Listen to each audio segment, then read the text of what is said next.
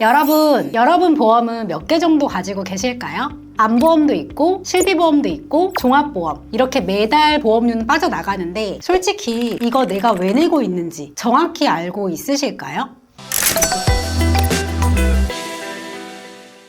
제가 많은 상담을 하면서 느낀 공통점이 하나 있는데요. 보험은 정말 많은데 정작 제일 중요한 건 빠져있는 경우가 정말로 많다는 겁니다. 예를 들어서 운전자 보험에 상해특약만 잔뜩 넣어놓고 정작 제일 중요한 형사비금이 부족하다든지 암보험에 암진단비는 3천만 원 잘 들어가 있는데 암치료비는 전혀 준비가 안 되어 있다든지 또는 실비보험을 옛날 걸 유지하고 있는데 전환을 해야 할지 말아야 할지 고민만 하다가 보험료는 계속 오르는 경우가 정말 많습니다. 그래서 오늘 영상에서는 제가 상담하면서 매번 드리는 말이 하나 있는데요. 오늘 그 내용을 한번 정리해서 말씀드리겠습니다. 보험은 많을 필요가 절대 없습니다. 내 상황에 맞게 딱 필요한 것만 정확하게 준비하면 충분합니다. 그럼 뭐가 중요할까요? 지금부터 핵심 3가지만 알려드리겠습니다. 첫 번째는 의료비를 보완해주는 보험, 두 번째는 암과 같은 고가의 치료 비용을 대비하는 보험, 그리고 세 번째는 치질이나 디스크처럼 한 번으로 끝나는 게 아니라 반복적으로 수술할 수 있는 수술비를 대비하는 보험, 이렇게 3가지만 정확히 이해하셔도 불필요한 특약에 돈 쓰지 않아도 되고 혹시 내 보험 안에 적립보험료가 있다면 괜히 사업비 떼이지 않아도 되겠죠?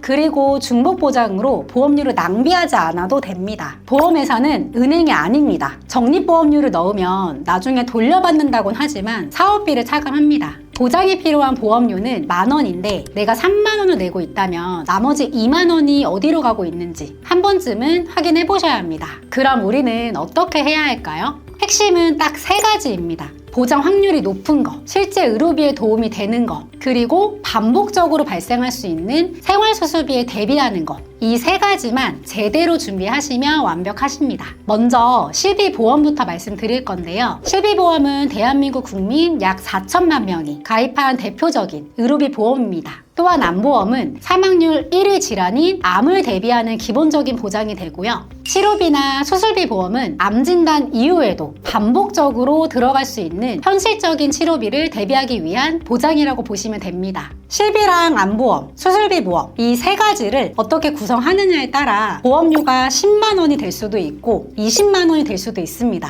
근데 문제는 많이 가입하는 게 아니라 잘못 가입해서 비싸게 내고 있는 건데요. 오늘 영상에서는 핵심 포인트 3가지만 알고 가셔도 앞으로 불필요하게 나가는 돈을 확실하게 아끼실 수 있습니다. 그럼 지금부터 시작하겠습니다. 보험은 많을수록 좋다? 이 특약도 넣어야 한다? 요즘은 이거 다들 추가하던데? 이런 말 한 번쯤은 들어보셨을 건데요. 그런데 정말 그럴까요?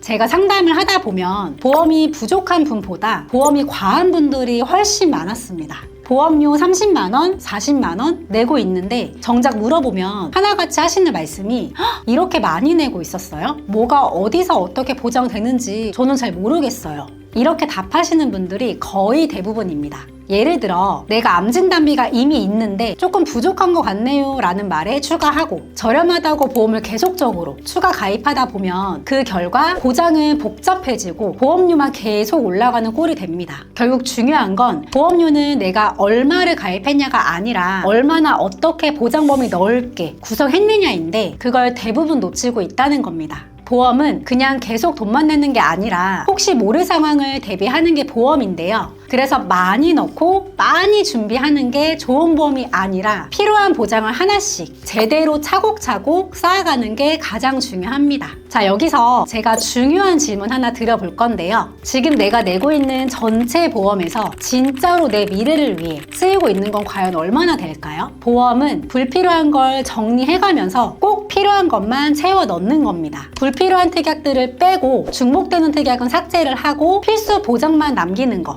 그게 가장 나한테 유리하게 준비하는 방법이고요. 그래서 포인트 3가지로만 정리하고 준비하시면 되는데 우선 실비로 병원비를 어느 정도 보완하고 기존에 중복되는 특약들을 삭제하면서 기존에 부족했던 암진단비랑 치료비, 수술비 이렇게 딱 필요한 것만 가져간다면 전체적인 보험료는 줄어드는데 보장은 오히려 더 명확해지는 거죠. 그럼 이제 본격적으로 포인트 3가지를 말씀드릴 건데요. 첫 번째 포인트부터 간단하게 말씀드릴게요. 말씀드리겠습니다. 첫 번째, 바로 실비보험입니다. 우선 실비보험은 대한민국 국민 약 4천만 명이 가까이 가입하고 있는 대표적인 의료비 보험인데요. 근데 왜 이렇게 많이 가입을 했을까요? 이유는 단순합니다. 큰 질병이나 큰 수술이 아니어도 사람들이 흔하게 걸리는 감기, 장염, 허리 디스크, 무릎 통증 같은 것들 때문에 병원을 가게 되잖아요. 그리고 도수 치료나 물리 치료를 받거나 입원을 하게 되면 자연스럽게 병원비가 발생합니다. 그래서 결국은 우리는 살면서 병원을 완전히 살 수는 없기 때문이에요. 그렇다면 실비는 왜 필수일까요? 예를 들어 암보험은 암 진단을 받아야 보험금이 지급이 되고요. 운전자 보험도 사고가 나야 보험금이 지급이 됩니다. 하지만 실비보험은 다릅니다. 우리가 병원에 가서 치료를 받기만 하면 그때마다 의료비를 보장받을 수 있는 보험이기 때문에 많은 사람들이 필수로 준비하고 있는 겁니다. 그리고 실비보험은 세대별로 자기부담률도 다르게 적용되는데요. 먼저 1세대 실비보험은 자기부담금이 0%입니다. 2세대 실손보험은 약 10%에서 20% 정도의 자기부담금이 있고요. 3세대 실손보험은 급여 항목은 10%, 비급여 항목은 20% 자기부담금이 적용됩니다. 그리고 4세대 실손보험부터 급여는 20%, 비급여 30%의 자기부담금이 적용되고 있는데요. 근데 앞으로 2026년 5세대 실손보험이 전환이 예정되어 있다. 이야기도 있습니다. 앞으로 전환 예정인 5세대 실손보험의 핵심은 바로 비급여 부분인데요. 기존과는 다르게 비급여 항목이 중증 비급여, 비중증 비급여로 나뉘게 됩니다. 그리고 여기서 중요한 부분이 바로 비중증 비급여 항목의 자기부담률인데요. 4세대 실손보험은 비급여 자기부담률이 30%인데 앞으로 전환 예정인 5세대로 바뀌게 되면 이 비중증 비급여 자기부담률이 30%에서 50%까지 올라갈 수가 있습니다. 즉, 내가 같은 비급여 진료를 받아도 앞으로는 본인이 부담해야 하는 병원비가 더 커질 수 있다는 의미인 겁니다. 예를 들어서 내가 2021년 7월에 4세대 실손보험 가입자다 라고 하면 4세대 실손보험은 5년마다 재가입 시점이 돌아오거든요. 그래서 5년 뒤인 2026년 7월이 되면 자동으로 재가입 시점이 오게 됩니다. 그리고 그 시점에 판매되고 있는 실손보험이 바로 5세대 실손보험이 되는 거죠. 즉, 내가 특별한 선택을 하지 않더라도 재가입 시점에 새로운 세대의 실손보험으로 넘어가게 될 가능성이 있다는 의미입니다. 다만 여기서 아주 중요한 부분이 하나 있어요. 5세대 실손보험으로 재가입이 된다고 해도 결국 내가 이걸 유지할 수 있냐 문제가 남게 되는데요. 왜냐하면 실손보험은 갱신형 상품입니다. 그래서 나이가 들수록 보험료는 계속 올라가게 되고 지금도 보험료가 부담이 되는데 앞으로 더 오르면은 내가 이걸 유지할 수 있을까? 이런 걱정을 하시는 분들도 많아요. 그래서 단순히 좋다 나쁘다 판단의 문제가 아니라 내가 앞으로 병원 갈 일이 더 많을지 아니면 보험료 부담이 더 커질지 이런 구조를 같이 보고 판단해야 하는 문제입니다.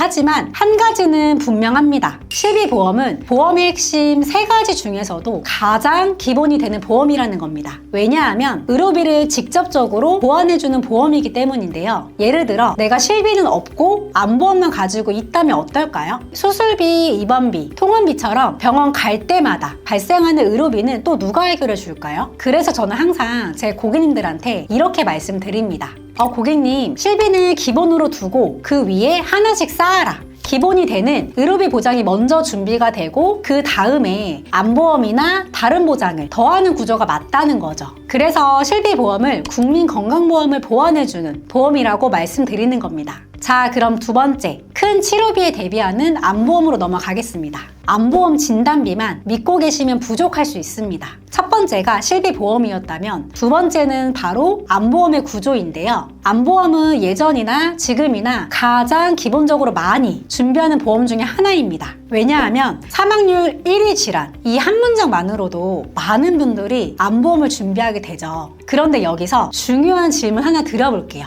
본 광고는 심의 기준을 준수하였으며 유효기간은 심의일로부터 1년입니다. 여러분은 암보험을 왜 가입하셨나요? 대부분이 이렇게 말씀하실 거예요. 암 걸리면 큰돈 들어가잖아요. 치료비 많이 나오던데 생활비도 필요해서요. 맞습니다. 실제로 통계 자료를 보면 우리나라 연령별 암 발생 확률이 2023년 기준으로 남자는 약 2명 중에 1명, 여자는 3명 중에 1명이라고 합니다. 특히 연령이 높아질수록 암 발생 확률은 더 높아질 수밖에 없는데요. 실제로 통계를 보면 2023년 기준 전체 암 환자가 약 28만 명 정도입니다. 그 중에서 65세 이상 환자가 약 14만 명, 즉 신규 암 환자 2명 중 1명은 고연령층이라는 의미인데요. 그만큼 나이가 들수록 암에 대한 대비는 더 중요해질 수밖에 없습니다. 그래서 암보험의 가장 기본은 바로 진단비입니다. 예를 들어 암의 진단을 받으면 내가 설정한 금액만큼 3천만 원, 5천만 원 이렇게 정액으로 지급되는 구조인데요. 내가 수술을 하든 항암 치료를 받든 입원을 하든 내가 암 진단비만 확정이 되면 보험금이 지급되는 방식입니다. 그리고 우리나라는 건강보험 제도가 비교적 잘 되어 있는 편이에요. 암의 진단을 받게 되면 산정특례 제도라는 걸 적용받을 수가 있는데요. 이 제도가 적용이 되면 5년 동안 치료비의 약 95%를 지원받을 수가 있습니다. 그럼 내가 부담하는 금액은 5%밖에 안 되겠죠? 이 이야기를 듣고 있는 분들은 아마 이런 생각 하실 거예요. 그럼 내가 실비도 있고 암 진단비 3천만 원도 있으니까 괜찮겠지. 여기까지는 맞는 말이긴 합니다. 그런데 요즘은 암치료의 흐름을 같이 보시는 게 가장 중요합니다. 암치료는 크게 수술, 항암 약물 치료, 항암 방사선 치료 이 세 가지로 나뉘는데요. 특히 요즘은 국가 건강보험 혜택을 받기 어려운 비급여 치료 비용에 대해서 조금 더 집중 있게 보셔야 합니다. 왜냐하면 암치료를 받을 때 급여 항목들은 건강보험이나 산정특례 제도 덕분에 환자 본인 부담금이 많이 줄어드는데요. 하지만 진짜 비용 부담이 커지는 부분은 따로 있습니다. 예를 들어 암세포만 선택적으로 공격하는 표적 항암 치료, 그리고 최신 장비를 사용하는 중입자 치료, 양성자 치료 같은 비급여 의료기술들입니다. 그래서 처음에는 암에 내가 진단을 받고 암 진단비가 어느 정도 도움은 되지만 치료가 길어질수록 비용이 부족해질 수도 있다는 이야기입니다. 이런 이유 때문에 요즘은 비급여 치료를 중심으로 보장해주는 암 주요 치료비, 특약도 함께 준비하는 경우가 있는데요. 이 특약은 쉽게 말해서 암 치료 과정에서 발생하는 비급여 수술, 비급여 항암 약물 치료, 비급여 방사선 치료 비용을 보완해주는 구조입니다. 자, 그래서 먼저 내가 암 진단비를 어느 정도 준비를 해뒀는지 먼저 확인해보고 부족하다면 진단비를 더 보완하는 방식이 좋고요. 반대로 월 보험료 부담을 줄이면서 큰 치료 비용만 대비하고 싶다면 치료비 특약으로 더 보완하는 것도 가능합니다. 하지만 여기서 중요한 건 하나입니다. 기존 암보험을 무작정 해지하고 새로 갈아탈 필요는 절대 없습니다. 왜냐하면 암 진단비는 중복 보상이 가능합니다. 그래서 기존 보험은 유지하면서 불필요한 특약은 정리하고 부족한 보장만 추가하는 방식이 훨씬 합리적일 수 있습니다. 결국 암보험에서 보험료를 아끼는 방법은 간단해요. 중복되는 특약은 줄이고 진단비 중심으로 구조를 잡고 불필요한 적립보험료는 최소화해서 보장성 보험 중심으로 구성하는 건데요. 쉽게 정리해보면 이겁니다. 실비로 의료비를 보완하고 암 진단비로 생활비를 대비하고 필요하다면 큰 비용의 치료를 추가로 해서 보완하는 거. 이게 바로 두 번째 핵심 포인트입니다. 자, 위에서 설명드린 첫 번째는 실비보험, 두 번째는 비급여 암치료보험이었는데요. 이제 마지막 세 번째, 많은 분들이 생각하고 간과하고 있는 구조가 하나 있습니다. 바로 수술비 보험입니다. 많은 분들이 암 진단비 3천만 원이면 수술비는 필요 없지 않나? 실비가 있으니까 이렇게 생각하시기도 하는데 여기서 질문 하나 드려볼게요. 암이 아닌 수술은 어디서 보장받을까요? 예를 들면 맹장 수술, 허리 디스크 수술, 백내장, 어깨, 무릎 관절 이런 수술들은 살면서 누구에게나 발생할 수 있는 생활질환 수술인데요. 그래서 이런 것들을 보장해주는 게 수술비 보험입니다. 수술비 보험은 수술을 하게 되면 정해진 금액을 지급해주는 정액지급입니다. 예를 들면 내가 쓴 비용이 적든 많든 내가 설정한 수술비만큼 정액 지급해준다는 겁니다. 그러니까 암 같은 중대한 질병뿐만이 아니라 일반적인 생활질환 수술까지도 보장받을 수 있기 때문에 수술비 보험은 쉽게 말해서 보험 구조에서 중간에서 보완해주는 역할이라고 이해해주시면 될 것 같습니다. 암 진단비처럼 큰 금액은 아니지만 수술이 반복될 수 있는 상황에서는 체감되는 도움이 크게 나타날 수가 있습니다. 네, 여기서 수술비 보험이랑 실비 보험과의 차이를 꼭 이해하셔야 하는데요. 우선 실비 보험은요, 병원에서 실제로 사용한 의료비 중에서 급여랑 비급여 항목에 따라 일정 비율을 공제한 뒤에 돌려받는 구조입니다. 하지만 수술비 보험은 달라요. 수술을 할 경우 수술이라는 행위 자체에 대해 정액으로 보장되기 때문에 수술이라고 해당이 되면 정해진 금액만큼 지급되는 방식이라 봐주시면 되는데요. 이 두 가지의 차이를 이해하는 게 중요합니다. 왜냐하면 실비보험은 1세대, 2세대, 3세대, 4세대 계속 변화해 왔고 앞으로도 5세대, 그 이후 세대까지도 구조가 또 바뀔 수 있는 가능성이 있기 때문입니다. 실비는 갱신형 구조라서 보험료도 계속 변동이 될 수 있고요. 보장받는 구조도 의료 환경에 따라 바뀔 수 있습니다. 반대로 수술비 보험은 비갱신형으로 준비할 수가 있으세요. 정해진 기간 동안 보험료를 납입하고 90세, 100세까지 보장받는 구조로 준비하실 수가 있습니다. 그렇기 때문에 수술비 보험이 노후, 의료 리스크를 보완해주는 역할을 톡톡히 하는데요. 그렇다면 수술비 보험도 종류가 정말 많은데 어떤 걸 봐야 할까요? 수술비 구조는 크게 질병수술비랑 종수술비로 나뉩니다. 먼저 질병수술비는 보장 범위가 넓은 대신 보험료가 상대적으로 높은 편입니다. 작은 수술부터 큰 수술까지 일부 면책 사항을 제외하면 대부분 보장이 되지만 보장 금액이 비교적 소액인 경우가 많은데요. 이걸 보완해주는 구조가 바로 1호종 수술비입니다. 종수술비는 수술의 난이도에 따라 1종부터 5종까지 나뉘게 되는데요. 난이도가 낮은 수술은 약 20에서 30만 원 수준으로 시작을 하고 난이도가 높은 수술은 1000만 원까지 보장되는 구조로 나뉘어져 있습니다. 특히 나이가 들수록 많이 발생하는 관절, 척추 이런 거와 같은 일반 질환 수술도 보장받을 수 있고요. 예를 들어서 대장용종 제거하거나 허리 디스크 수술, 인공관절 수술, 그리고 다빈치 로봇 수술, 암 수술, 뇌랑 신장 수술, 장기 이식이나 장기 절제 수술까지 수술 정의에 해당되기만 하면 보장 대상이 될 수 있습니다. 여기서 가장 중요한 거는 내가 받는 수술이 급여인지 비급여인지 구분하지 않는다는 겁니다. 또 현재 약관에 있는 수술뿐만 아니라 앞으로 등장할 새로운 의료기술 수술도 수술 정의에 해당만 된다면 보장이 가능할 수 있습니다. 지금 의료 환경을 보면 앞으로 실비보험은 비급여 쪽으로 더 강화되는 방향으로 가고 있는데요. 하지만 수술비 보험은 수술 행위 자체 기준으로 지급되기 때문에 제도 변화의 영향을 상대적으로 덜 받는 편입니다. 그래서 기본적으로 1호종 수술비를 중심으로 준비를 하고 여유자금에 따라 질병 수술비를 추가할지 특정 수술 특약을 추가할지 선택하는 방식이 현실적입니다. 제가 말씀드리고 싶은 건 모든 수술 특약을 다 넣으라는 의미는 절대 아닙니다. 핵심 보장을 먼저 세우고 납입할 수 있는 보험료 부담을 고려해서 필요한 부분만 선택하는 것이 가장 중요합니다. 우리는 사실 위험이 큰 암에만 집중하는 경우가 많은데요. 왜냐면 이유는 단순합니다. 암이 가장 무섭기 때문인데요. 하지만 암 수술도 보장해주면서 생활질환 수술까지도 대비할 수 있는 구조가 바로 수술비 보험입니다. 그래서 수술비 보험은 과도한 특약보다는 기본 수술비 중심으로 준비하는 게 가장 좋습니다.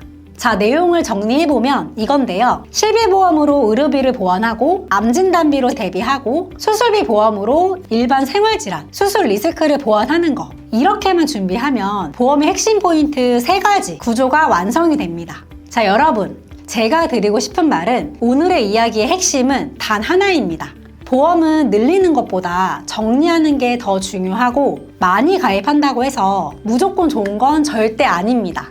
내가 가지고 있는 보험의 핵심 구조가 정확하게 잡혀져 있어야 보험료도 아끼고 보장도 제대로 가져갈 수가 있습니다. 그래서 오늘 정리해드린 보험의 중요 포인트 3가지로 첫 번째는 실비보험으로 의료비를 보완하고 두 번째는 암진단비 중심으로 비싼 치료를 대비하고 세 번째는 수술비 보험으로 일반 생활질환 리스크를 채우는 거 이렇게 3가지만 정확하게 내가 준비가 되어 있어도 불필요한 특약에 보험료를 쓰지 않아도 됩니다. 적립보험료를 과하게 넣을 필요도 없고 중복되는 보장을 계속 유지할 이유도 없습니다.